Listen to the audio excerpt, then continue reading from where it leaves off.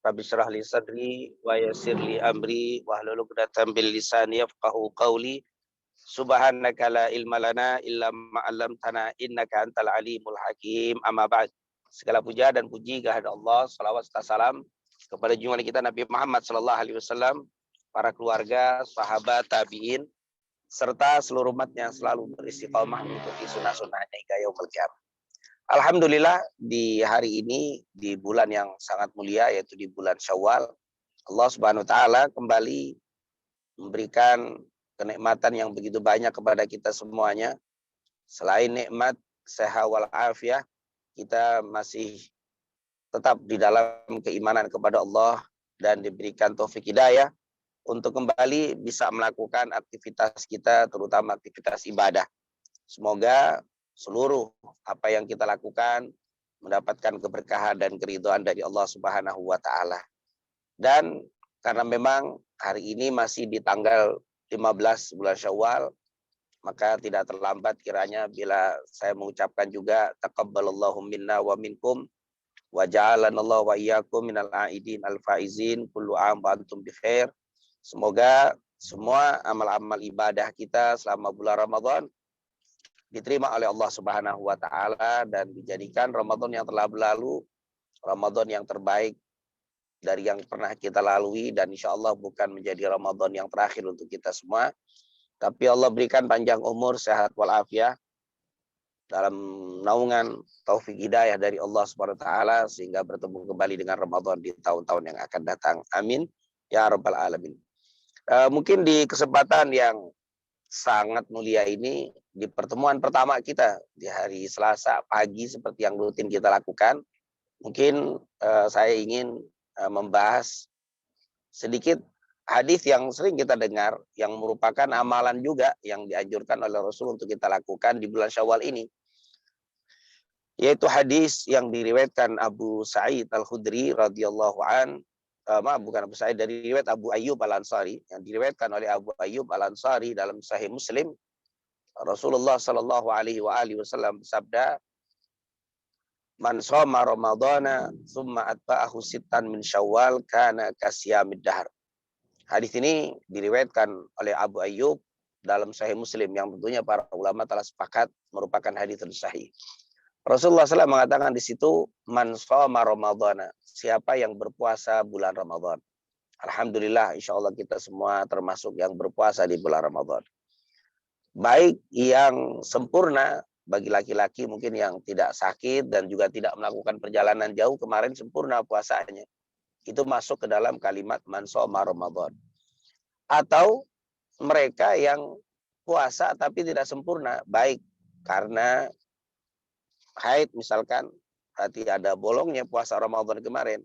Tapi karena haid merupakan udzur syar'i, udzur yang dibenarkan dalam syariat, maka termasuk dari kalimat man shoma Ramadan.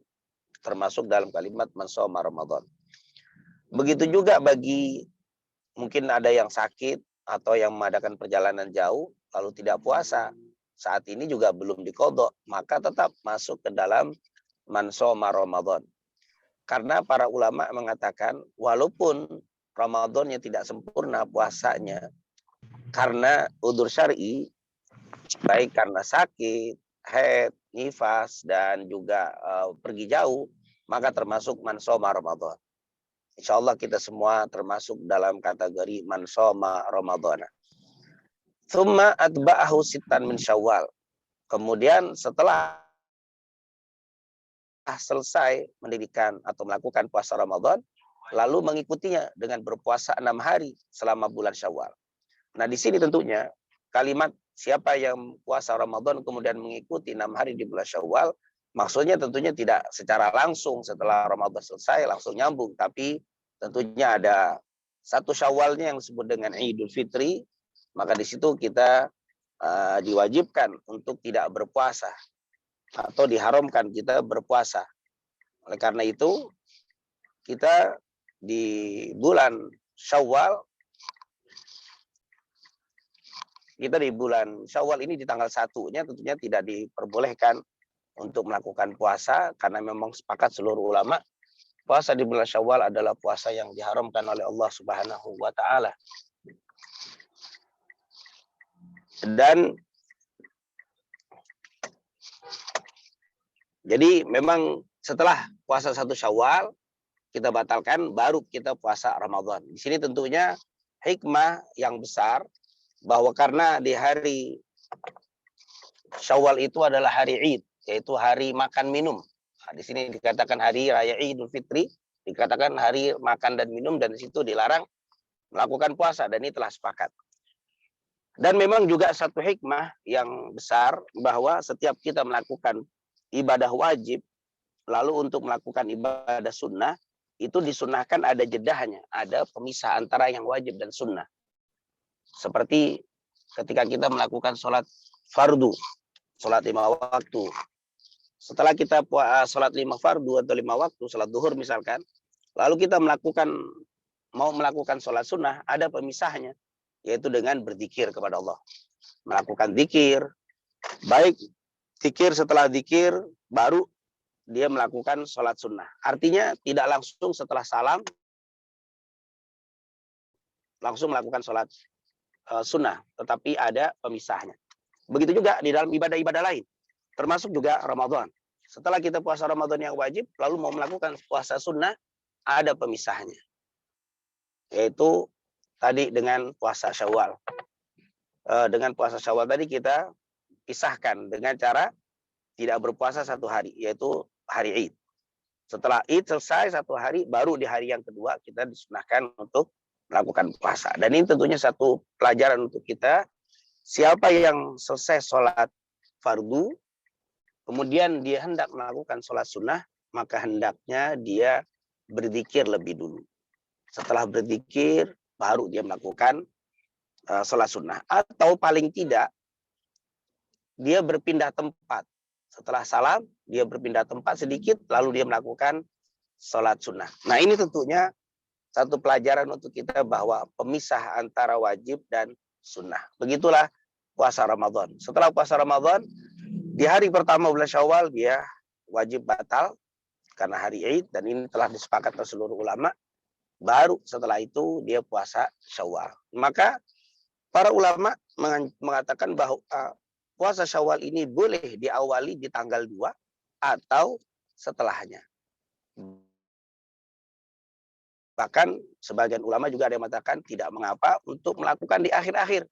Yang penting tadi disebutkan man shoma ramadhana tsumma atba'ahu sittan min Syawal. Siapa yang puasa bulan Ramadan kemudian mengikutinya 6 hari di bulan Syawal. Nah, di sini alhamdulillah dari hadis yang ini sepakat, atau mungkin jumhur ulama mengatakan bahwa tidak harus berurutan, tidak harus dimulai dari 2 tanggal Syawal, tetapi selama bulan Syawal. 6 hari selama bulan Syawal. Baik berurutan atau tidak berurutan. Walaupun ada hadis, tetapi hadis ini banyak dilemahkan oleh para ulama yang mengatakan man shoma ramadhana sittan min Syawal mutatabi'ah. Nah, ini siapa yang puasa di bulan Syawal secara berurutan, maka dia seperti berpuasa 6 hari, seperti berpuasa 1 tahun. Tetapi hadis ini dhaif. Oleh karena itu, pendapat yang terkuat adalah puasa 6 hari di bulan Syawal ini mulainya tanggal 2, berakhirnya akhir bulan Syawal. Yang kedua, berurutan. Alhamdulillah, ini tentunya merupakan perluasan atau bagian, karena tidak harus dimulai dari tanggal 2 dan tidak harus berurutan. Seperti saat ini yang belum pernah puasa Syawal sama sekali, masih sangat-sangat bisa, karena saat ini baru tanggal 15. Dan bisa kita ambil hari-hari yang kira-kira bisa kita lakukan. Yang penting selama bulan Syawal. Man shoma ramadhana kana kasiyamid dahr. Siapa yang melakukan itu, maka dia 1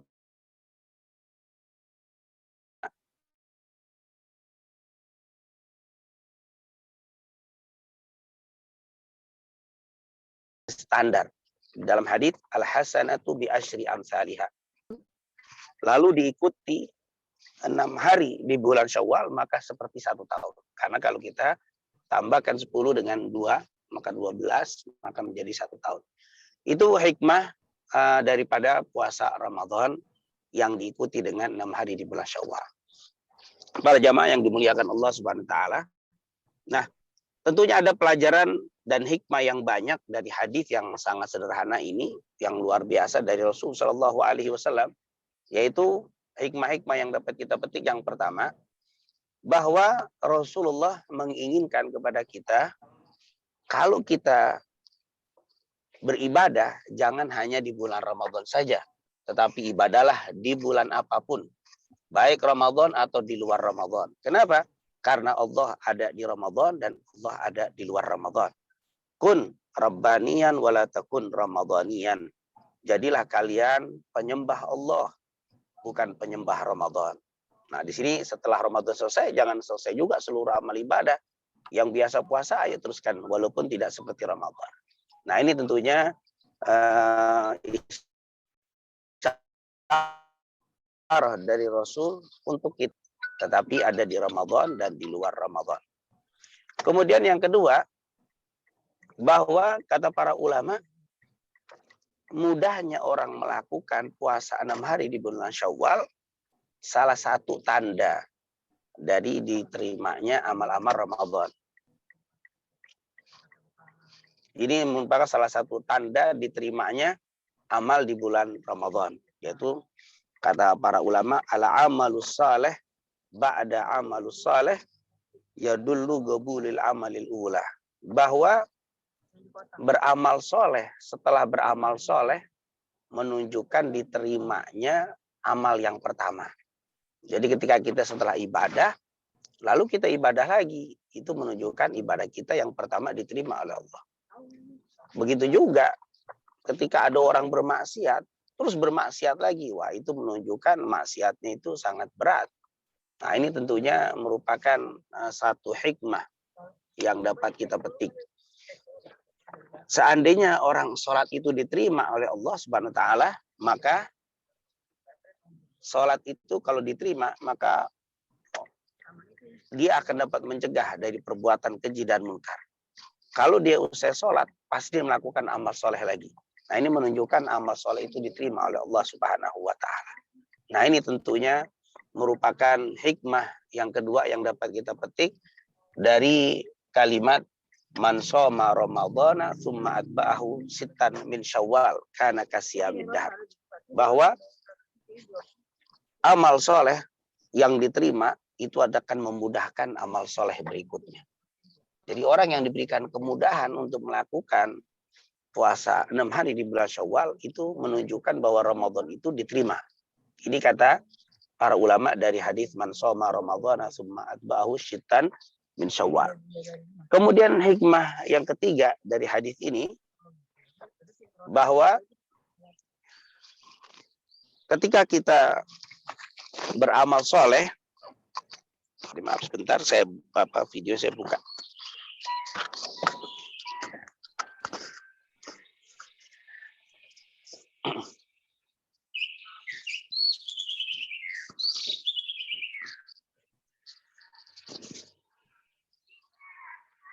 Ya, jadi ketika kita mengambil hikmah yang sangat banyak dari hadis ini, yang pertama bahwa jadilah kita penyembah Allah bukan penyembah Ramadan. Yang kedua, bahwa amal soleh setelah amal soleh itu menunjukkan diterimanya amal soleh yang pertama. Walaupun tentunya para ulama memberikan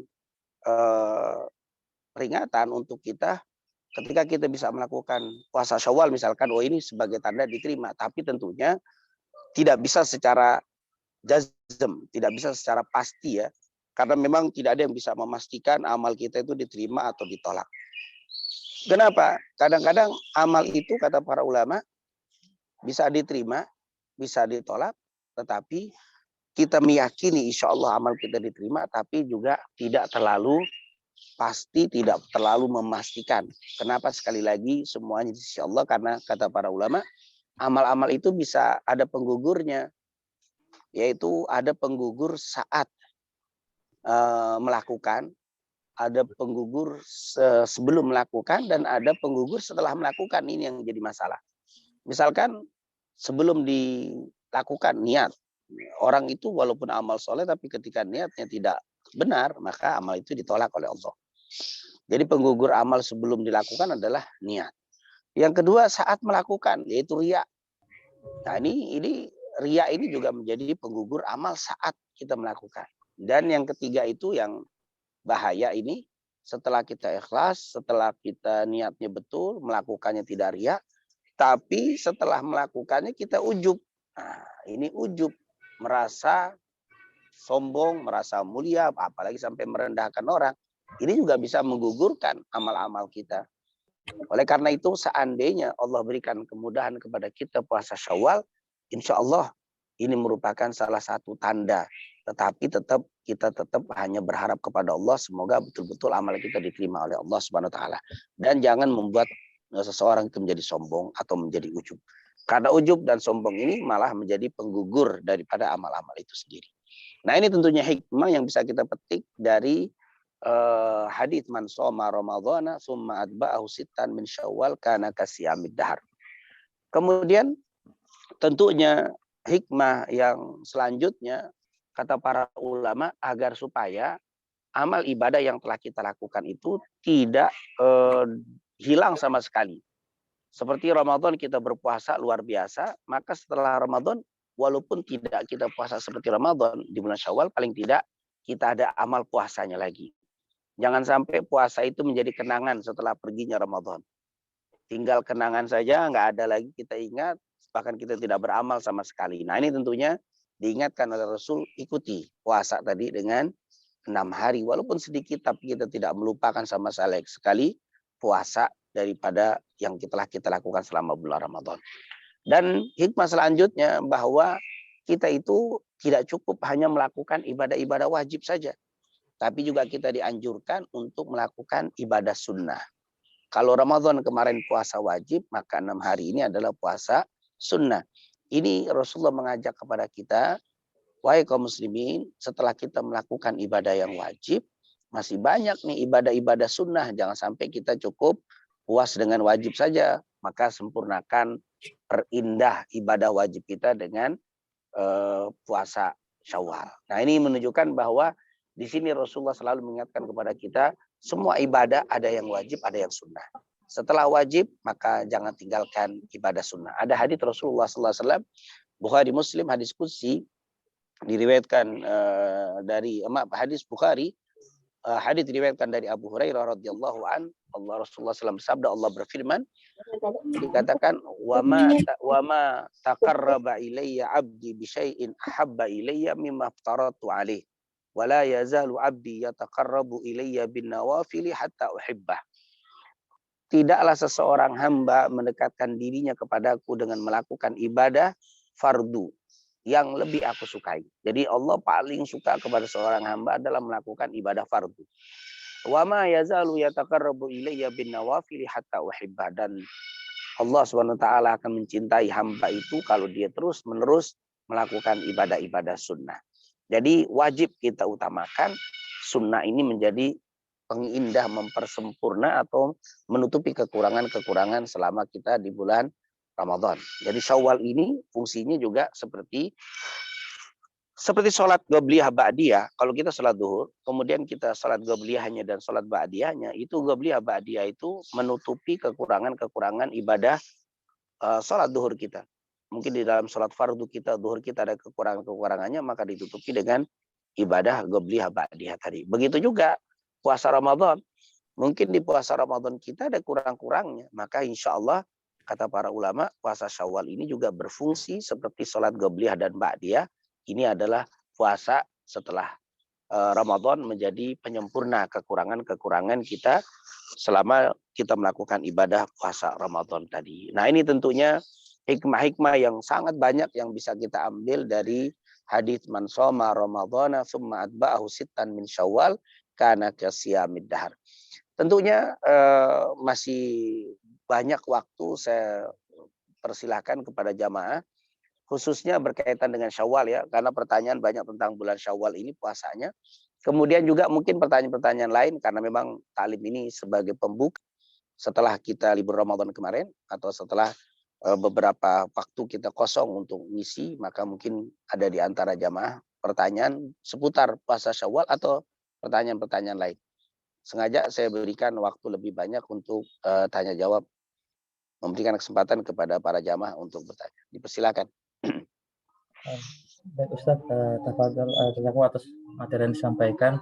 Mungkin bagi para jemaah yang ingin menyampaikan secara langsung, kami persilakan, atau ingin menyampaikan melalui chat juga kami persilakan.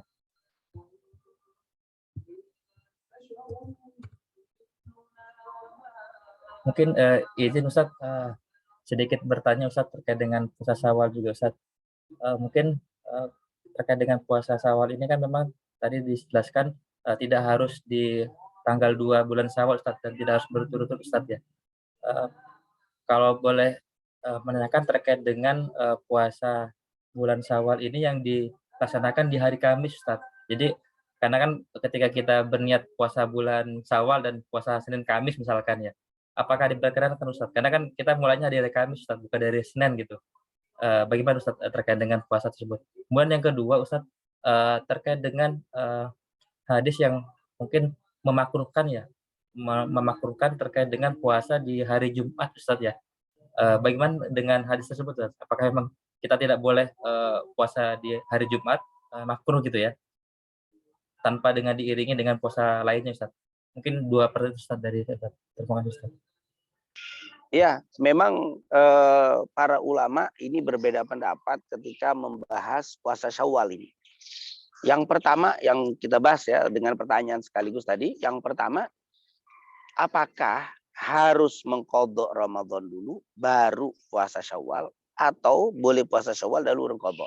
Ini 2 pendapat. Pendapat yang pertama harus menyempurnakan puasa dulu. Artinya yang piniki batal puasa, dia harus puasa dulu Ramadan. Setelah puasa Ramadan baru puasa Syawal. Nah, ini pendapat banyak disampaikan oleh pendapat dari mazhab Hanabilah, pengikut mazhab Hambali. Begitu juga pendapat saya Ibnu Taimiyah, Ibnu Qayyim berpendapat seperti itu. Artinya puasa Ramadan dulu, yang punya qadha harus diqadha dulu, setelah itu baru dia puasa Syawal. Tapi pendapat yang kedua, ini pendapat banyak dari para ulama dari mazhab Syafi'iyah dan yang lainnya yang mengatakan bahwa tidak harus mengqadha Ramadan dulu, tetapi boleh dia puasa Syawal baru mengqadha Ramadannya. Yang penting batal Ramadannya itu batal secara syar'i. Ya, batal secara syar'i maksudnya apa? Haid, nifas, itu kan syar'i, atau sakit atau musafir, maka tidak mengapa puasa Syawal dulu baru mengqadha. Walaupun afdolnya qadha dulu baru puasa Syawal. Nah, tetapi kalau batalnya tidak syar'i, misalkan dia tidak sakit, dia tidak pergi jauh, dia tidak haid, tapi dia batal dengan sengaja, maka ini orang harus puasa Ramadan dulu, qadha dulu, baru puasa Syawal. Itu pendapat yang kedua. Kemudian dalil dari mana? Dalil dari Aisyah radhiyallahu anha. Aisyah itu dia bilang kana alayya shaum Ramadan fala astati'u an aqdiyahu illa fi Sya'ban asyghulu bi Rasulillah. Hadis Bukhari Muslim, Aisyah pernah cerita, saya ini punya hutang puasa Ramadan dan saya tidak membayarnya kecuali di bulan Sya'ban karena saya sibuk mengurus Rasul Shallallahu Alaihi Wasallam. Artinya Sya'ban puasa Syawal itu puasa Ramadan itu qadha Ramadan itu waktunya panjang sampai bulan Sya'ban akhirnya. Sementara bulan Syawal itu waktunya terbatas. Maka di sini yang terbatas ini tidak mengapa untuk didahulukan. Intinya alhamdulillah pendapat yang mengatakan harus qadha dulu itu ya, tapi banyak katakan tidak harus qadha dulu. Kecuali batalnya secara tidak syar'i ya. Batalnya tidak syar'i dengan sengaja dibatalkan, maka ini orang harus qadha dulu baru puasa Syawal. Kemudian masalah mengqadhanya, apakah boleh? Misalkan ini menggabung ya. Saya puasa punya hutang Ramadan 1 pekan, 7 hari saya punya batal. Misalkan terus saya ingin puasa Syawal, saya qadha nih. Ya Allah, saya niat puasa qadha plus puasa Syawal. Boleh apa tidak? Diqadha begitu dengan penggabungan bulan Syawal. Al-Imam Ramli rahimahullah mengatakan boleh. Jadi Imam Ramli ini berpendapat boleh mengqadha puasa Ramadan digabung dengan puasa Syawal. Itu pendapat Imam Romli. Karena apa? Karena menurut beliau bahwa puasa yaitu satu kerjaan itu bisa dilakukan dengan macam amal, dengan niat beberapa niat. Jadi niat qadha plus niat puasa Syawal. Ini menurut Imam Romli. Tetapi menurut jumhur ulama, menurut terbanyak dari para ulama, tidak bisa digabung. Yaitu puasa qadha dengan puasa Syawal. Kenapa? Karena qadha ini wajib, Syawal ini sunnah. Jadi ketika digabung antara wajib dengan sunnah, jatuhnya jadi wajib. Sunnahnya tidak dapat. Ini pendapat terbanyak dari para ulama. Tetapi nanti kalau ada ustadz yang mengatakan boleh digabung antara Syawal dan qadha Ramadan, nah itu tentunya ada pendapat yang seperti itu. Itu adalah yang kalau tidak salah Imam Ramli itu berpendapat seperti itu. Tapi pendapat jumhur, dan tentunya saya sendiri berpegang dengan pendapat jumhur, lebih cenderung pendapat jumhur tidak bisa qadha Ramadan digabung dengan puasa Syawal. Nah ini tentunya yang lalu bagaimana kalau puasa Syawal digabung dengan hari Kamis misalkan atau hari Senin. Nah, kita niatkan nih puasa Senin dengan puasa Syawal. Kata para ulama, sunnah dengan sunnah ini dapat. Boleh, tidak mengapa. Kita puasa Syawal, kita ambil misalkan besok dari hari Kamis. Kita start. Ambil Senin, kita ambil lagi. Artinya kita ambil hari-hari yang punya mulia. Kata para ulama, dia mendapatkan dua kemuliaan. Puasa Syawal dan kemuliaan hari Kamis. Karena Senin atau Kamis dengan Syawal itu sama-sama sunnah. Nah ini maka insya Allah didapat kemuliaan. Karena ini saya satu kelas ya, sunnah dengan sunnah. Berbeda dengan Ramadan dengan sunnah tadi dengan Syawal. Nah ini insya Allah tidak menjadi masalah. Kemudian dan itu akan mendapatkan dua kemuliaan, yaitu kemuliaan puasa Syawal dan juga kemuliaan hari Kamis atau hari Senin. Daftar di Kemudian cuma gue doang. Kemudian ada suara. Kemudian untuk Jumat itu memang dilarang. Kalau kita puasa Jumat itu termasuk hal yang dilarang. Hari yang dilarang adalah melakukan puasa Jumat sendiri. Saya hanya puasa hari Jumat, sementara Kamis saya tidak puasa, Sabtu tidak puasa. Hari Jumat sendiri termasuk perbuatan atau amal puasa yang dilarang oleh Allah Subhanahu wa taala. Tetapi kalau ada amalan yang memang puasa ta'yin, itu udah puasa ta'yin. Ada itu puasa sunnah, itu ada puasa mutlak, ada puasa ta'yin. Puasa mutlak misalkan seperti saat ini. Saya belum makan ini dari pagi. Kalau begitu saya niat puasa. Itu namanya puasa mutlak. Nah, ini ada puasa ta'yin. Puasa ta'yin ini puasa yang sudah ditentukan oleh syariat. Misalkan puasa Arafah, puasa Asyura, itu kan ada. Itu hari ta'yin. Puasa Syawal itu juga termasuk puasa ta'yin. Maka ketika kita melakukan puasa ta'yin, itu di hari Jumat tidak masalah. Karena ada puasanya. Misalkan hari Asyura, tepatnya nanti tanggal 10 Muharram, jatuhnya hari Jumat. Nggak apa-apa kita puasa hari Asyura saja. Hari Jumat saja, tanpa diikuti Kamis dan Sabtu. Karena itu termasuk hari ta'yin. Misalkan hari Arafah nanti jatuhnya Jumat. Saya puasa tanggal 9 Dzulhijjah, hari Jumat. Sementara tanggal 8 saya tidak puasa, itu tidak masalah. Kenapa? Karena itu sudah ditakyin. Begitu juga puasa Syawal, kata para ulama termasuk puasa 6 hari ini termasuk yang sudah ditentukan syariat. Ketika saya ambil hari Jumat saja boleh. Karena saya itu melakukan puasa takyin. Artinya puasa yang sudah ditentukan syariat walaupun tepat di hari Jumat itu tetap diperbolehkan. Yang tidak boleh puasa Jumat itu sendiri adalah puasa mutlak. Saya tidak ada melakukan bulan Dzulhijjah misalkan, atau bulan selain bulan-bulan yang ada puasa sunnah.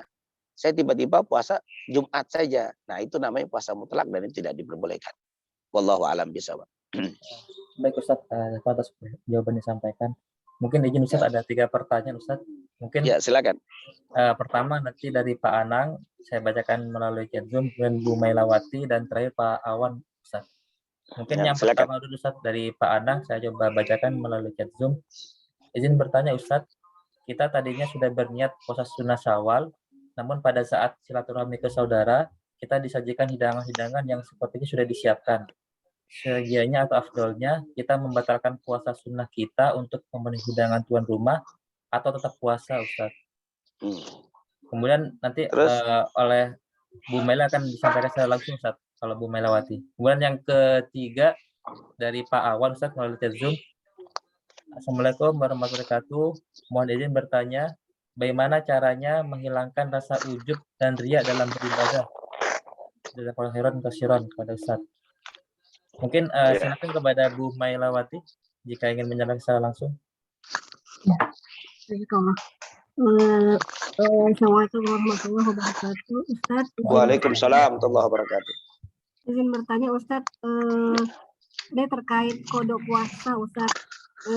Jadi ada satu kasus, dia kan lagi selama Ramadan kemarin full sakit. Kemudian juga tidak membayar fidyah karena optimis sembuh lah, optimis sembuh. Ternyata setelah Ramadan orang tersebut meninggal gitu Ustadz.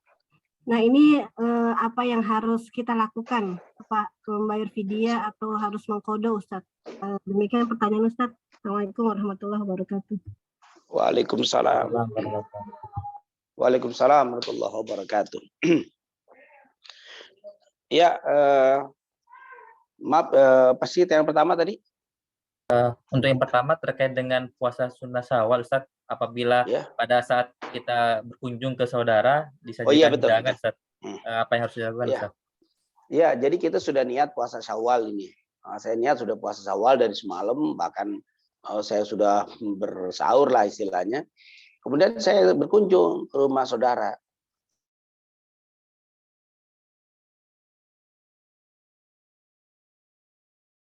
Bagusnya atau kita berpuasa. Nah, tentunya yang pertama bahwa ketika kita waktunya waktu kita berkunjung itu berkunjung khusus kita saja atau bercampur dengan tamu-tamu lain gitu. Ketika ada orang memang saudara kita itu sangat menunggu kita dan bahkan hari itu kunjungannya hanya dari kita saja yang ditunggu, keluarga besar atau keluarga saya. Dan beliau Sohibul Bait sudah menunggu kita dan sangat mengharapkan kita datang. Pas kita datang sudah makan siap, ternyata kita tidak puasa, itu akan kecewa. Ini bagaimana?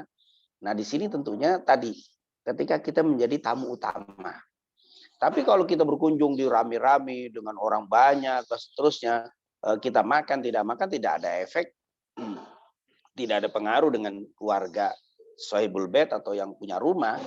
Maka tidak perlu dibatalkan ketika kita berkunjungnya itu tidak efek, tidak ada pengaruh lah. Saya tidak makan atau makan nggak ada pengaruh karena tamu banyak, umum. Nah, hal seperti ini tentunya tidak perlu kita batalkan. Tetapi kalau memang datangnya kita dan kita tidak makan itu punya efek kepada yang punya rumah ya, karena memang kita yang ditunggu dan kita menjadi mungkin maaf ya bahasa kita yang diutamakan gitu ya, yang ditokohkan atau yang diistimewakan. Ketika saya tidak makan, tamu yang lain tentunya akan menjadi kikuk atau keluarga lain kikuk. Kemudian juga yang punya rumah akan menjadi kecewa. Maka di sini batalkan. Terutama tentunya ketika Syawal itu masih ada waktu lagi. Artinya saya puasa masih banyak waktu, besok masih bisa lagi puasa Syawal. Maka saat itu batalkan. Kecuali saya datang besok sudah habis Syawal. Sementara ini hari-hari terakhir saya puasa Syawal. Jangan dibatalkan. Nah ini tentunya melihat yang pertama kondisi waktu kita datang ke rumahnya. Yang kedua harinya. Apakah masih banyak Syawal untuk kita bisa lakukan di hari-hari lain? Oh, kalau masih banyak silakan batalkan. Insya Allah menggembirakan Sahibul Bait itu menjadi satu ibadah. Ada hadis walaupun terjadi khilaf di dalam segi sanadnya. Rasulullah pernah bilang idkhalus surur fi qalbi mu'min ibadah. Bahkan Rasulullah pernah ditanya, ya Rasulullah ayyul a'mali anfa? Qala idkhalus surur fi qalbi mu'min. Ya Rasulullah, amal apa sih yang sangat bermanfaat itu yang termasuk ibadah? Maka Rasulullah mengatakan memasukkan kegembiraan pada hati seorang mukmin. Nah, maksudnya memasukkan kegembiraan kepada hati seorang mukmin tentunya bukan melakukan maksiat, tapi kita melakukan hal-hal yang baik membuat dia gembira. Dengan saya makan, tentunya saya Bait tadi menjadi gembira dan alhamdulillah juga waktu untuk mengqadha masih banyak. Nah ini tentunya lebih baik dibatalkan. Wallahu a'lam. Kecuali tadi ya, kecuali waktunya sudah habis. Ini puasa Syawal. Tapi kalau puasa qadha, diingatkan ini tidak di luar pertanyaan. Kalau saya niat puasa qadha, maka tidak boleh dibatalkan sama sekali. Karena melakukan ibadah wajib tidak boleh dibatalkan. Wallahu a'lam bishawab. Nah, yang kedua tadi, Kedua, izin Ustadz, bagaimana cara menghilangkan rasa ujub dan riya dalam beribadah? Iya, memang itu dia. Ini memang syaitan itu ketika kita mau ibadah, dia halang-halangi untuk kita tidak ibadah. Setelah kita bisa melawan kemalasan untuk tidak ibadah, kita ibadah, ditimbulkan riya oleh syaitan. Setelah kita ikhlas menghilangkan riya tadi, setan tidak berhenti. Setelah kita selesai ibadah, ditimbulkan rasa di dalam hati. Ditimbulkan bahwa perasaan Anda ini sudah sempurna. Anda ini diterima, Anda ini yang paling hebat, Anda ini. Wah, itu subhanallah, ini syaitan ini ketika membahas tentang bab ini kita bisa membaca tafsir surat An-Nas ya. Qul a'udzu birabbin nas, malikin nas, ilahin nas, min syarril waswasil khannas. Nah, dari waswasil khannas. Waswasil khannas itu kata para ulama, ketika ada orang mau ibadah sama setan ditimbulkan, tunggu dulu, waktu masih banyak. Kalau mau puasa Syawal, baru tanggal 15, baru tanggal sekian, nanti juga masih ada. Nah, itu adalah waswas dari khannas. Dan si khannas.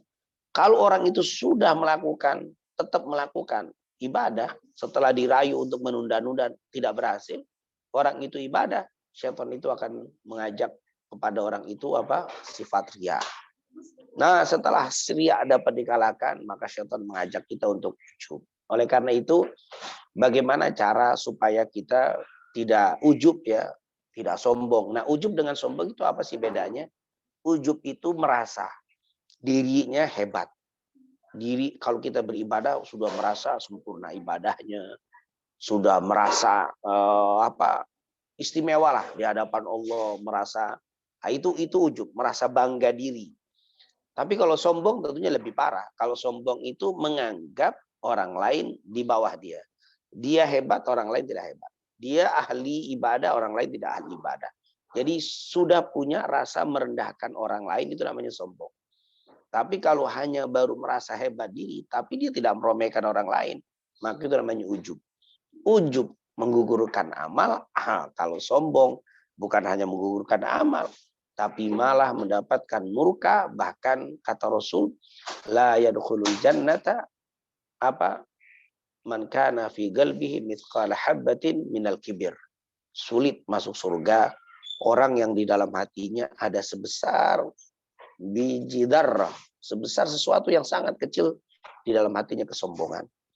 Sulit masuk surga orang yang di dalam hatinya ada sedikit kesombongan. Subhanallah. Itu lebih parah. Bukan hanya menggugurkan amal kalau sombong, tapi menghalangi dia masuk surga. Kalau ujub menggugurkan amal. Nah, tentunya ujub dan sombong ini, bagaimana caranya supaya saya tidak memiliki ujub dan sombong? Nah, ini tentunya pembahasan ini nanti kalau lebih detailnya di dalam tazkiyatun nafs. Nah, kalau kita ada belajar tazkiyatun nafs, ini adalah untuk membersihkan sifat sombong dan ujub ini. Mungkin secara singkat, di antaranya yang harus kita perhatikan, yang pertama, ketahuilah bahwa kita itu bisa ibadah bukan karena kehebatan kita, tetapi murni karunia dari Allah. Kan sudah kita baca dalam surat Al-Baqarah 183 itu kan, ketika berbicara tentang Ramadan, ya ayyuhalladzina amanu kutiba alaikumusiyam kama kutiba alal ladzina min qablikum la'allakum tahtadun. La'allakum kama kutiba alal ladzina, katakan di ayat selanjutnya itu, maaf ya, ketika kita berbicara 185, 183, 184, 185, apa di situ katakan walitukmilul iddata walitukabbirullaha ala ma hadakum wala'allakum tashkurun. Kalau kamu sudah puasa Ramadan sempurna, lalu setelah sempurna puasa Ramadan bertakbirlah. Kenapa bertakbir? Ala ma hadakum, atas hidayah yang Allah berikan kepadamu. Jadi ternyata Bapak Ibu yang dimuliakan Allah, kita itu ibadah, bisa melakukan Ramadan, bisa melakukan amal-amal soleh, itu karena kita dapat hidayah. Jadi bukan karena murni kehebatan kita, tapi karena petunjuk kebaikan dari Allah. Oleh karena itu, Rasul suka mengatakan begini, lan tadkhulal jannata birahmatih. Lan tadkhulal jannata bi amalik, walakin tadkhulul jannah birahmatih. Kamu tidak akan bisa masuk surga dengan amal-amalmu saja. Innaka lan tadkhul, kamu tidak akan bisa masuk ke dalam surga bi amalik, dengan amalmu. Walakin, akan tetapi kamu, kita semua ini masuk surga birahmatih, dengan rahmatnya Allah Subhanahu wa taala. Dengan rahmat Allah, Allah dapat berikan hidayah kepada kita. Dengan hidayah kita bisa beramal. Berarti lihat di ayat yang Al-Baqarah ayat 185 tadi, walitukmilul iddata walitukabbirullaha ala ma hadakum wa la'allakum tashkurun, agar kalian menjadi orang bersyukur. Setelah kamu sempurna ibadah, sempurna Ramadan, maka bertakbirlah atas hidayah yang Allah berikan kepada kamu agar kamu menjadi orang bersyukur. Jadi kata para ulama, kalau hidayah itu diberikan sama seseorang bukan untuk disombongkan, tapi untuk disyukuri. Jadi ketika kita bisa ibadah, tidak layak kita ujub. Apalagi sampai sombong. Yang ada kita harus bersyukur. Alhamdulillah. Ya Allah, saya bisa Ramadan menyelesaikan. Ya Allah, saya bisa sholat duha.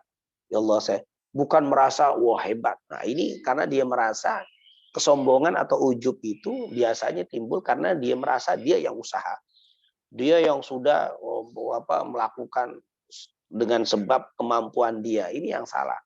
Mestinya ketika kita melakukan amal apapun, langsung kita ucapkan Alhamdulillah. Kenapa? Karena kita dipilih untuk diberikan hidayah dari sekian banyak saudara kita. Saudara kita tidak dapat hidayah sehingga tidak bisa mendirikan salat duha. Saudara kita tidak dapat hidayah sehingga dia tidak bisa melakukan amal soleh. Kita dapat. Maka bukan untuk disombongkan, bukan untuk diujubkan, tetapi kita harus bersyukur kepada Allah. Jadi yang pertama, menghilangkan ujub dan sombong itu, tanamkan bahwa semua amal-amal kebaikan kita itu adalah murni karena hidayah dari Allah. Kalau kita sombong, tidak bersyukur, jangan-jangan nanti hidayah dicabut. Setelah hidayah dicabut, habis. Berapa banyak kita lihat yang orang tadi amalnya soleh, awalnya tiba-tiba hidayah hilang, langsung berbalik menjadi orang ahli maksiat. Subhanallah, waliyadzubillah. Nah inilah tentunya yang pertama, supaya menghilangkan sifat ujub tadi, tanamkan bahwa ibadah yang saya lakukan ini, sedekah yang saya keluarkan, amal kebaikan yang saya lakukan ini, tidak lain dan tidak bukan murni karena hidayah petunjuk dari Allah. Dan Allah mengatakan, kalau dapat petunjuk dari Allah, bersyukur. Bukan untuk disombongkan, tapi untuk kita syukuri. Bahkan ini merupakan amal yang pertama. Yang kedua, bahwa kita harus tahu bahwa ujub itu adalah penggugur daripada amal. Sombong itu penggugur amal dan penghalang masuk surga. Jadi tentunya kita harus tahu mudarat, bahaya yang ditimbulkan dari ujub dan sombong. Karena ketika kita sudah tahu bahayanya, kita akan berhati-hati. Kita akan menghindar. Nah, ketika kita tidak tahu ujub dan sombong, inilah akhirnya orang tadi melakukan tadi. Makanya kata para ulama, ketika kita tahu bahayanya sesuatu, kita akan menghindari sesuatu tersebut. Jadi kita harus tahu secara detail apa sih bahayanya ujub, apa sih bahayanya sombong tadi. Di antara yang paling berbahaya dari sifat ujub tadi adalah menggugurkan amal. Yang kedua, bisa menghalangi, yaitu sombong menghalangi masuknya surga. Nah itu tentunya wajar. Setelah kita tahu bahaya ujub dan sombong, insya Allah kita akan menghindarkan atau meninggalkan. Ini yang ketiga, ujub dan sombong itu adalah sifatnya syaitan. Harus kita tahu. Kan kita ini pengikut Rasul, bukan pengikut syaitan. Kalau pengikut Rasul akan timbul sifat tawadu, akan timbul sifat rendah hati. Sementara syaitan itu yang ada selalu sombong, selalu ujub. Itu adalah syaitan. Oleh karena itu ketika Allah perintahkan Nabi Adam dan para malaikat serta syaitan di dalamnya untuk diperintahkan oleh Allah kepada para malaikat untuk sujud kepada Nabi Adam. Wa idh qulna lil malaikati isjudu li adama fasajadu illa iblis aba wastakbar wa kana minal kafirin. Di ayat yang lain, setan tadi mengatakan ana khairum minhu khalaqtani min nar wa khalaqtahu min tin. Wahai, kata Allah Subhanahu wa taala, para malaikatku, sujudlah kalian kepada Nabi Adam. Fasajadu, mereka semuanya sujud kepada Nabi Adam. Illa iblis, malaikat semua sujud kecuali iblis. Iblis tidak sujud. Waktu ditanya, kenapa nggak mau sujud kepada Nabi Adam? Dia bilang apa? Ana khairum minhu, saya lebih baik daripada Nabi Adam. Bahkan dia bilang, saya itu diciptakan dari api, Nabi Adam dari tanah. Nah, ini tentunya sifat ujub dan sifat sombong merupakan sifat utama daripada iblis. Jadi kita harus tahu, ketika kita ada sombong, ketika kita ada ujub, berarti kita ini mengambil sikap, mengambil sifat daripada iblis, laknatullah alaih.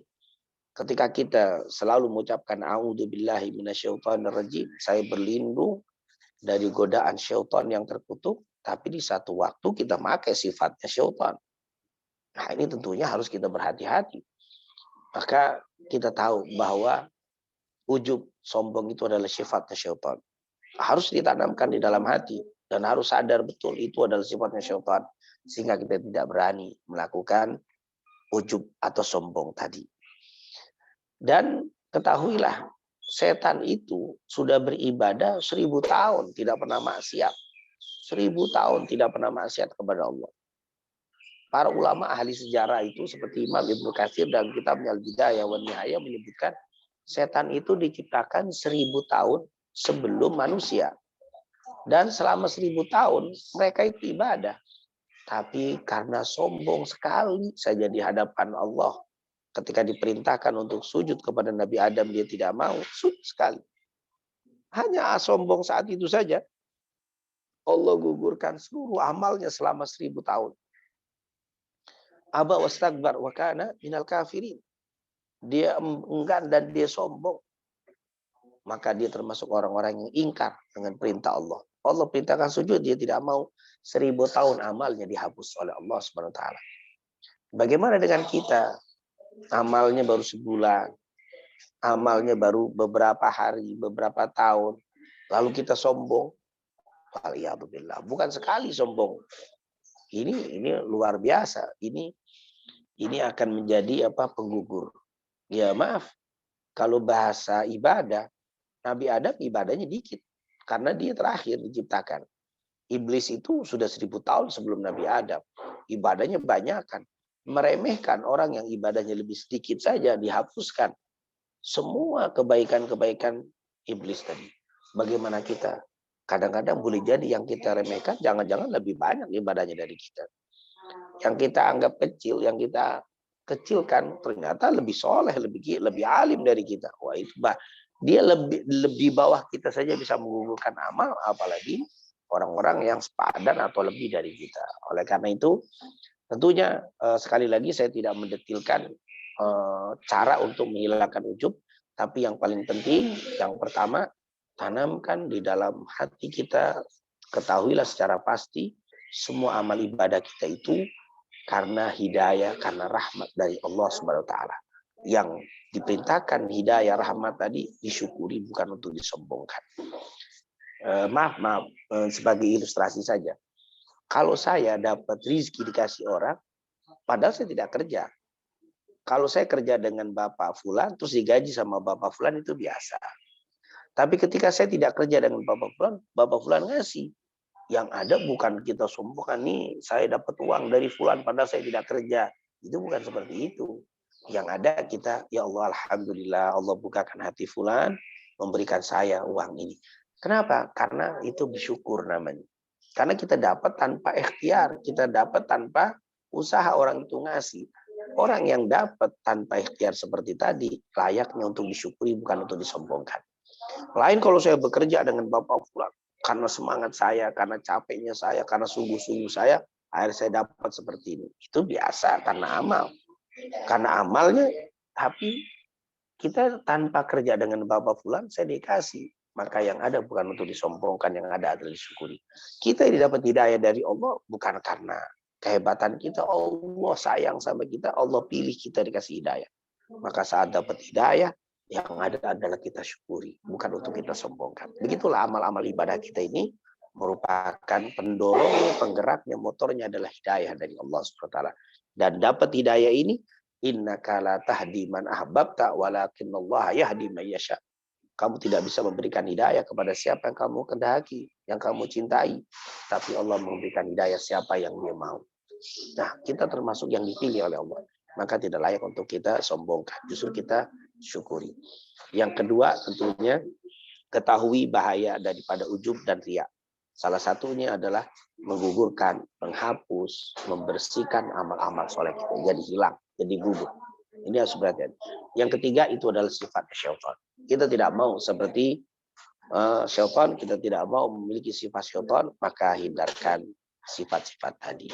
Nah, ini tentunya apa yang bisa kita bahas di pertanyaan yang kedua. Kemudian yang ketiga saya lupa tadi. Afan Ustaz, terkait dengan ini Ustaz, pada saat bulan Ramadan ada puasa yang masih belum tertunaikan. Rencananya mau akan dikodok atau belum fidyah juga ya Bu Maila ya? Jadi apakah belum perlu fidyah atau kodok Ustaz terkait dengan puasa tersebut Ustaz? Ya, jadi misalkan saya punya seseorang punya puasa kodok, artinya batal lah seminggu ya, misalkan dia seminggu batal, 7 hari atau 10 hari dia batal. Kemudian setelah masuk Syawal, dia akan kodok, cuman ditunda. Ditunda mungkin karena kesibukan dan silaturahim dan seterusnya. Insya Allah nanti setelah pulang dari kampung, dari mudik, atau setelah saya selesai senggang karena kesibukan istri, insya Allah saya kodok. Ternyata belum sampai di kodok meninggal. Meninggal setelah dia sempat sebenarnya setelah 2 Syawal kan 1 Syawal tidak puasa, 2 Syawal itu sebenarnya bisa puasa sampai hari ke-10, ternyata hari ke-11 dia meninggal misalkan, berarti utangnya ada 7. Ini bagaimana hukumnya? Nah, yang seperti ini kata para ulama harus tetap dikodok. Siapa yang mengkodoknya? Ahlu warisnya. Ketika dia seorang ibu, anak-anaknya mengkodok. Dia mengkodok hutang si ibu tadi yang 7 hari atau 8 hari tadi dikodok. Ini berdasarkan hadis riwayat Fadl ibn Abbas radhiyallahu anhuma. Dia cerita waktu itu dia berjalan bersama Rasul SAW di sebuah kampung, dilewati di sekitar Madinah. Ada seorang wanita yang sangat cantik. Dia bertanya, ya Rasulullah, apakah saya boleh menghajikan ibu saya yang sudah meninggal? Sungguh seandainya dia itu masih ada, pasti dia menginginkan untuk berhaji. Tapi dia meninggal sebelum berhaji. Apakah saya boleh berhaji untuk dia ya Rasul? Maka Rasulullah mengatakan hajikan untuknya.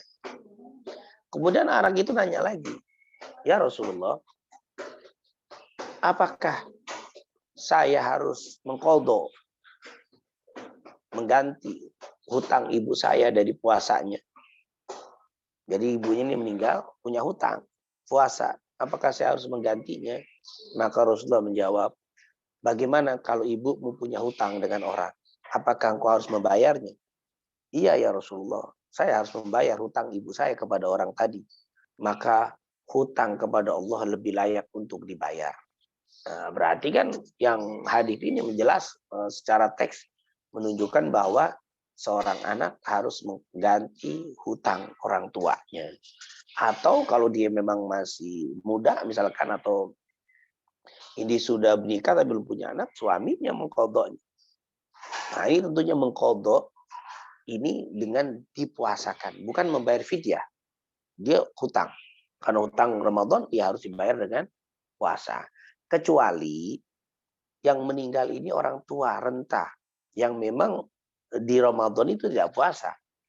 Kan Allah sudah mengatakan dikatakan wa man syahida minkum asyhara falyasum wa man kana maridan aw ala safar fa iddatun min ayyamin ukhra. Di kalimat itu nanti ada wa 'alal ladzina yutiqunahu fidyatun ta'amun miskin. bagi orang yang tidak mampu, dia bisa bayar fidyah. Ternyata di waktu bulan Ramadan dia tidak puasa karena usia yang sangat tua. Lalu dia masuk Ramadan, selesai Ramadan, hari 10 dia meninggal. Dia tidak puasa. Nah, itu tidak perlu diqadha. Cukup dibayar fidyah saja. Jadi yang memang harus bayar fidyah, yang harus qadha tetap harus diqadha. Wallahu a'lam bishawab. Berarti nggak perlu bayar nggak usah Fidyah. bayar fidyah Ustaz Nggak ya? perlu. Qadha puasa. Tidak perlu fidyah. Walaupun mungkin agak ini ya, karena hanya 1 bulan full. Kebetulan sakit itu 1 bulan penuh kemarin selama Ramadan. Iya. Jadi tidak ada bayar fidyah, qadha saja. Yang fidyah itu yang tidak mampu puasa, memang tidak mampu puasa karena sakit termasuk dihitung bukan fidyah. Kalau dia meninggalnya sakitnya sebulan, misalkan pas sebulan sembuhnya berapa hari? Dia nggak sembuh sampai setelah Sampai habis. Sampai Ramadan meninggal. Berarti setelah Ramadan. Enggak. Kalau kayak begitu berarti kemarin, Mbak, ya belum lama Ramadan. Setelah Ramadan, Ustaz. Setelah Ramadan sempat sembuh nggak? Enggak, masih sakit. Oh, berarti sudah kalau begitu dia nggak ada kena qadha berarti Ibu, karena memang dia sudah tidak ada kewajiban. Tidak ada kewajiban untuk apa? Puasa. Karena memang dia sakit sampai meninggal. Nah, ya, sama seperti seorang ibu pas di puasa-puasa haid. Lalu pas di hari ke-7 sebelum haidnya selesai dia meninggal, maka nggak ada kewajiban. Nah, ini tentunya karena dia sakit. Kan Allah perintahkan begini, siapa yang sakit maka dia diqadha di hari lain. Pas selesai Ramadan dia meninggal, nggak sempat di hari lain, maka ini tidak ada kewajiban untuk apa? Mengqadhanya. Nah, kadang-kadang ulama itu kalau kayak begitu betul, kadang-kadang disuruh bayar fidyah aja. Fidyah ini hendak sedekah saja. Sedekah itu fidyah bukan wajib, tapi fidyah untuk sedekah untuk menutupi kekurangan saja. Tapi kalau untuk kewajiban sudah selesai, karena memang sampai meninggal dia tidak kena kewajiban. Karena kewajiban puasa itu kalaupun bayar fidyah boleh ya Ustaz? Boleh, kan boleh. Fidyah itu boleh. bukannya dibayar pas Ramadan saja, tidak. Setelah Ramadan bisa kalau kasus-kasus boleh, kasus itu boleh. Setelah Ramadan sedekah sebagai fidyah ini. Kadang-kadang ada ustaz yang mengatakan fidyah itu wajib. Enggak, itu fidyah itu sunnah untuk apa? Menutupi sedekah untuk mayit saja. Jadi bukan tidak ada kewajiban untuk wajib ya sekian-sekian, itu adalah sedekah untuk mayit saja. Silakan. Saya pikir tadi sempat sembuh, tidak diqadha, kemudian meninggal. Nah, itu harus diqadha, harus diganti. Tapi kalau memang dia meninggal dari sakit, maka tidak ada kewajiban karena saat dia sakit pun tidak wajib puasa. Gugur kewajiban ya, baik puasa. Ustaz. Sama-sama. Baik Ustaz, mungkin sebelum kita tutup Ustaz, ada 2 pertanyaan Ustaz dari chat. Ya, silakan. Izin. Silakan. Pertama dari Pak Saifuddin, mohon izin bertanya Pak Ustadz, bagaimana hukum tentang sholawat setelah mengerjakan sholat wajib? Saya pernah dengar seseorang Ustadz dan bahkan seorang buya menganjurkan setelah selesai sholat wajib sebaiknya melakukan sholawat terlebih dahulu baru berdoa. Dan menurut beliau baginya bersolawat itu sendiri melebihi dari sholat wajib karena amalan sholat kita belum akan terangkat ke atas sebelum melakukan sholawat. Mohon pencerahan Ustadz. Kemudian yang kedua mungkin terkait dengan sebelumnya Ustadz ya. Ini dari Pak Gunawan. Izin bertanya Ustadz, bagaimana dengan orang tua yang tidak puasa Ramadan karena sudah pikun? Kewajiban apa yang harus ditunaikan oleh anaknya? Ya. Ustadz. Afwan. Ya, sholawat tentunya tidak dipungkiri ya keistimewaannya. Bahkan dalam surat Ahzab sendiri Allah mengatakan innallaha wa malaikatahu yusholluna 'alan nabi ya ayyuhalladzina amanu shallu 'alaihi wa sallimu taslima. Di ayat ini banyak para ulama menjelaskan keistimewaan sholawat dan tidak ada yang meragukan, terutama di hari Jumat. Nah, Rasulullah mengatakan dari hadis Aus ibn Aus riwayat Imam Tirmidzi dengan sanad sahih, inna min afdali ayyamikum yaumul jum'ah fihi khuliqa adam wa fihi kubit wa fihi nafqah wa fihi saqah fa'akthiru alayya minas salati fihi. Bahwa hari Jumat itu ada hari yang teristimewa, maka perbanyaklah oleh kalian bersolawat kepada aku. Nah, ini telah sepakat sudah keistimewaan solawat ini tidak diragukan lagi. Tetapi tetap ibadah-ibadah itu memiliki tempat-tempat tertentu gitu. Walaupun dia sangat istimewa, tapi juga ada tempatnya. Jadi ada ibadah-ibadah tertentu di tempat-tempat tertentu. Maka di antara ibadah yang sudah ditentukan oleh Rasulullah SAW atau dicontohkan yang afdolnya untuk kita lakukan, walaupun tidak wajib ya. Yang wajib itu sholatnya, itu wajib. Adapun amalan setelah sholat itu tidak wajib. Artinya ketika kita Assalamualaikum warahmatullahi wabarakatuh, Assalamualaikum warahmatullahi dalam sholat, lalu kita baca sholawat boleh, sangat bagus. Kenapa? Karena memang tidak ada kewajiban. Yang wajib itu setelah salam, sebelum salam. Kalau sebelum salam itu wajib, harus, tidak boleh diganti. Tapi setelah itu silakan mau baca apa saja boleh. Tetapi Nabi suka mencontohkan di dalam Sahih Muslim, kalau habis salam, Assalamualaikum warahmatullahi wabarakatuh, Assalamualaikum. Rasulullah biasanya beristighfar dulu 3 kali. Astagfirullah, astagfirullah, astagfirullah. Kalau di sholat duhur, asar, isya, Rasulullah suka baca Allahumma antas salam wa minkas salam. Allahumma a'inna ala dzikrika wa syukrika wa husni ibadatik. Tasbih 33, alhamdulillah 33, Allah akbar 33, ayat kursi sekali, kulhu sekali, al-falaq sekali. Tapi kalau di sholat subuh dan di sholat subuh dan maghrib, tadi sholat duhur, asar dan isya. Kalau sholat subuh dan maghrib, istighfar. Assalamualaikum, assalamualaikum. Rasulullah biasa istighfar 3 kali. Kemudian membaca la ilaha illallah wahdahu la syarikalah, lahul mulku wa lahul hamdu yuhyi wa yumit wa huwa ala kulli syai'in qadir sebanyak 10 kali. Kadang-kadang ditambah Allahumma ajirni minan nar 7 kali. Baru Allahumma antas salam, kulhu sekali, kulhu 3 kali, al-falaq 3 kali, an-nas 3 kali, ayat kursi sekali. Artinya ada wirid-wiridnya. Seandainya diganti dengan sholawat sekalipun ya nggak masalah. Tapi wallahu alam, menurut saya lebih afdolnya ikut dulu apa yang dari Rasul. Walaupun sekali lagi ini sunnah. Seandainya kita habis Assalamualaikum, Assalamualaikum langsung jalan juga nggak apa-apa. Karena yang penting salamnya itu sempurna. Adapun amalan setelah salam itu sunnah. Tapi menurut saya lebih afdolnya ikutin wirid dari Rasul, istighfar dulu dan seterusnya, tasbih, tahmid, takbir 33 jangan ditinggalkan. Itu kebiasaan Rasul. Nah setelah itu berdoa, sebelum doa silakan baca salawat sebanyak-banyaknya.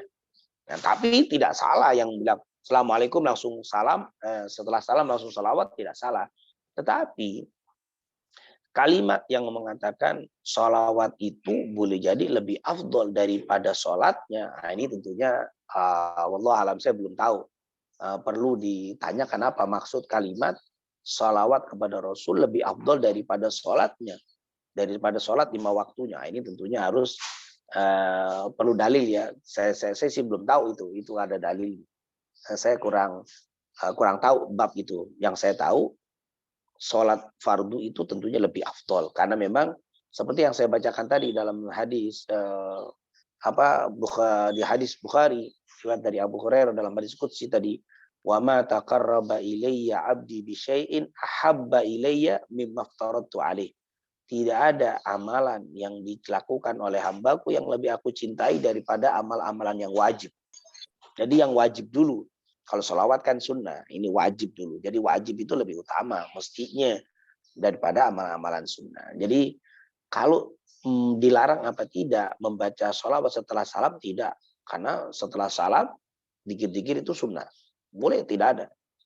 Cuman kalau ditanya mana lebih afdol, menurut saya wallahu alam yang lebih afdol adalah membaca wirid yang datang dari Rasulullah, yaitu istighfar dulu dan seterusnya. Adapun perkataan sholawatnya itu lebih afdol daripada sholatnya itu sendiri, nah ini perlu dipertanyakan dalilnya. Sekali lagi kita tidak mengingkari kemuliaan sholawat yang luar biasa, tetapi untuk mengatakan sholawat lebih afdol daripada sholat itu sendiri, ini perlu ditanyakan dalilnya. Wallahu a'lam bishawab. Berikut itu yang terakhir, yang pertanyaan yang tadi yang berkaitan dengan doa ya. Kalau doa sendiri habis sholat tentunya boleh. Tidak ada yang melarang sholat. Tapi yang paling afdol setelah salam dzikir dulu baru berdoa kepada Allah. Jangan assalamualaikum langsung berdoa. Kalau kata Ibnu Qayyim, orang yang habis salam langsung doa ibarat ketemu raja, dia tidak bicara, setelah keluar dari istana baru dia berdoa. Nah, ini artinya di dalam sholat itu adalah doa. Jadi sholat itu adalah doa. Jadi setelah salam jangan berdoa. Kenapa? Karena di situ sudah ada doanya. Di dalam sholat itu doa yang luar biasa. Maka kalau mau berdoa, selingi dulu dengan zikir, tasbih, tahmid, baru berdoa. Nah, ini tentunya merupakan amalan yang dijelaskan oleh para ulama. Yang terakhir sebagai penutup, apa yang dilakukan bagi orang tua kita yang sudah tua, pikun, yang tidak puasa, maka cukup bayar fidyah saja. Tidak ada puasa bagi dia, tidak ada qadha bagi anak-anaknya, cukup bayar fidyah. Jadi orang tua kita selama Ramadan alhamdulillah masih panjang umur, masuk Ramadan, berarti fidyahnya dikeluarkan sebanyak puasa Ramadan. Selama 30 hari, misalkan atau 29 hari, maka keluarkan fidyahnya sebanyak jumlah tersebut. Jadi tidak ada qadha, tidak ada apa-apa kecuali hanya fidyah saja. Dan fidyah ini tentunya setengah mud ya. Setengah mud. Kalau zakat itu satu mud. Satu sok. Satu zakat itu satu sok. Sementara fidyah setengah sok. Satu sok itu terdiri dari 4 mud. Jadi satu sok itu 4 mud. Satu mud itu 2 genggaman kita, tangan kita begini, dimasukkan ke beras. Atau makanan pokok kita. Nah, kalau fidyah berarti setengah sok berarti 2 mud. Jadi 1, 2. Itu 1 fidyah. Kalau 30 hari berarti dikalikan 30 dikalikan 2. Berarti kan satu fidyahnya yaitu 2 mud berarti 60 kali seperti itu. Jadi itulah yang disebut fidyah. Kalau memang orang tua kita sudah pikun. Jadi dia tidak ada qadha, hanya cukup membayar fidyah. Masuk ke dalam ayat wa 'alal ladzina yutiqunahu fidyatun ta'amum miskin. Bagi orang yang sudah tidak mampu, maka cukup dia membayar fidyah untuk diberikan kepada orang-orang fakir miskin. Wallahu a'lam bishawab. Alhamdulillah Ustaz, terima atas jawaban yang disampaikan. Karena sudah waktu jam 8:11 Ustaz. Mungkin sebelum kita tutup acara kita pada pagi hari ini, mohon berkenan Ustaz untuk memimpin doa terlebih dahulu sebelum terus. Ustaz, Baik, semoga apa yang kita pelajari mendapatkan keberkahan dan keridhaan dari Allah Subhanahu wa taala, dan semoga apa yang kita pelajari ini menambah turunnya taufik hidayah kepada Allah, kepada kita dari Allah Subhanahu wa taala, dan juga semoga menjadi salah satu sebab Allah bukakan jalan-jalan kebaikan untuk kita, jalan-jalan kebahagiaan dan keselamatan di dunia wal akhirah. Dan sekali lagi, semoga semua amal-amal ibadah kita di Ramadan dan di luar Ramadan semua diterima oleh Allah Subhanahu wa taala, dan semoga Allah jauhkan kita dari sifat ujub, dari sifat riya, dari sifat sombong, sehingga betul-betul utuh amal-amal kita diterima nanti di yaumil qiyamah oleh Allah Subhanahu wa taala. Amin amin ya rabbal alamin. Dan kita mohon selalu kepada Allah, semoga saudara-saudara kita yang belum dapat beribadah, belum dapat taufik hidayah dari Allah, semoga diberikan taufik hidayah dan dapat melakukan ibadah yang diperintahkan Allah dan Rasulnya. Amin.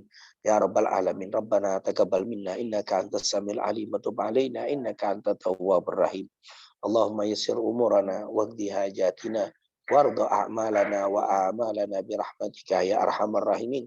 Allahumma inna nas'aluka ilman nafi'an wa rizqan tayyiban wa amalan salihan maqbula. Rabbana atina fid dunya hasanah wa fil akhirati hasanah wa qina adzabannar. Wa sallallahu ala sayyidina Muhammadin wa ala alihi washabihi wasallam. Walhamdulillahi rabbil alamin. Lebih kurangnya saya mohon maaf. Assalamualaikum warahmatullahi wabarakatuh. Waalaikumsalam warahmatullahi wabarakatuh. Kepada Ustaz dan saya informasikan juga pada para jamaah. Kami sekaligus panitia mohon maaf apabila selama acara ada kekurangan. Kami tutup. Assalamualaikum warahmatullahi wabarakatuh.